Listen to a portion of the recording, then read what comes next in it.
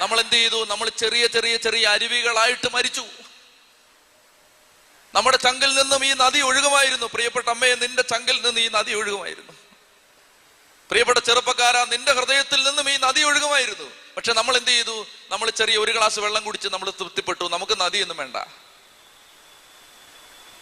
എന്റെ മുമ്പിലിരിക്കുന്ന കുഞ്ഞുമക്കളെ, നിങ്ങളുടെ ഹൃദയത്തിൽ നിന്ന് ഒരു നദി ഒഴുകും. അച്ഛനെ നിങ്ങൾ വിശ്വസിക്കുക, നിങ്ങളുടെ ഹൃദയത്തിൽ നിന്ന് ഒരു നദി ഒഴുകും.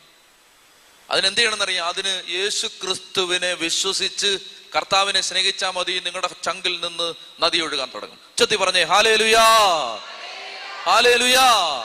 ഹൃദയം തുറന്ന് പറഞ്ഞേ ഹല്ലേലൂയാ. തിരുനാളിന്റെ അവസാനത്തെ മഹാദിനത്തിൽ യേശു എഴുന്നേറ്റ് ശബ്ദമുയർത്തി പറഞ്ഞു, ആർക്കെങ്കിലും ദാഹിക്കുന്നെങ്കിൽ എന്റെ അടുത്ത് വാ. എന്നിൽ വിശ്വസിക്കുന്നവന്റെ ഹൃദയത്തിൽ നിന്ന് ജീവജലത്തിന്റെ അരുവികൾ ഒഴുകും.